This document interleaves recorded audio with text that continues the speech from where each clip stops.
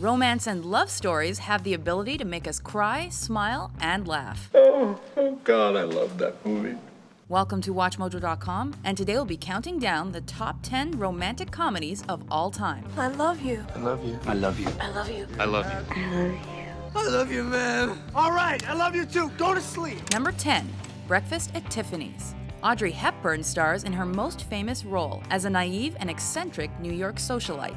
In the film, she befriends and falls for a young writer who has just moved into her apartment building. You're chicken. You've got no guts. You're afraid to stick out your chin and say, okay, life's a fact. People do fall in love. People do belong to each other. Because that's the only chance anybody's got for real happiness. Number 9, Say Anything. John Cusack's Lloyd Dobler is a popular kid on a quest to win the heart of the school's socially awkward valedictorian before the end of summer. The obstacles pile up as her father shows his disapproval of the relationship, and she ends up winning a scholarship in England. But Lloyd does everything he can to show her how much he loves her.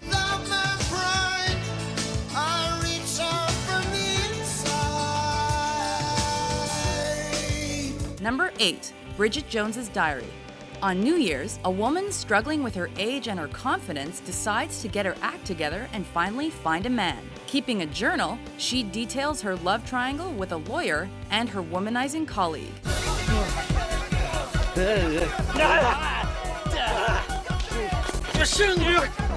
Number 7, Pillow Talk.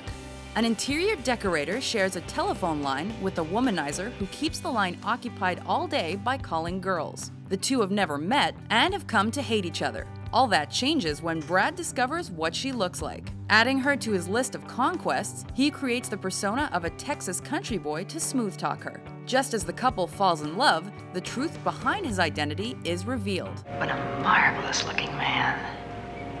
I wonder if he's single. I don't know how long I can get away with this act. Number 6, My Big Fat Greek Wedding. In this modern tale of forbidden love, a Greek woman falls for a man who doesn't share the same heritage or background. Despite their unhappiness with her choice, her family offers to help plan their wedding and uses the opportunity to interfere as only families can. I am the head of this house.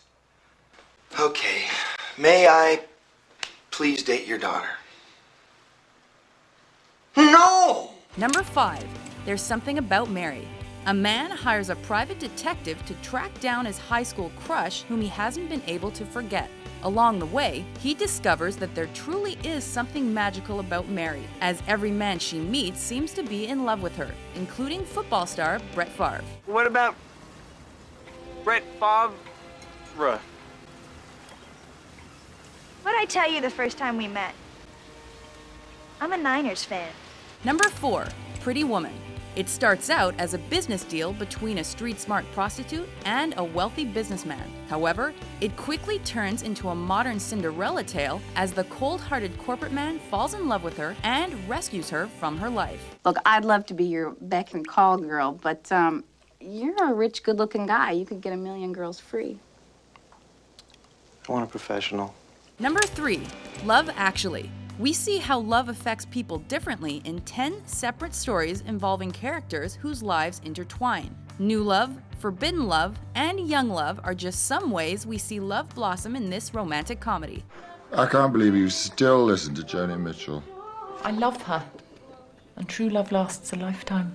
Number 2, Sleepless in Seattle. After losing his wife to cancer, Sam Baldwin, played by Tom Hanks, and his son moved to Seattle to start a new life. Taking his dad's love life into his own hands, the son calls a radio station to find a love interest for his father. A journalist, played by Meg Ryan, is so impressed that she writes a letter asking Sam to meet her at the top of the Empire State Building on Valentine's Day. It rains 9 months of the year in Seattle. I know! I do not want to move to Seattle. But what I really don't want to do is end up always wondering what might have happened and knowing I could have done something. Number 1, When Harry Met Sally. The age-old question of whether men and women can really just be friends is brought to the big screen in a film best known for its fake orgasm scene. This story follows the friendship of reckless Harry and practical Sally from the moment they first meet to the moment they finally fall in love. You know, you may be the first attractive woman I have not wanted to sleep with in my entire life. That's wonderful, Harry.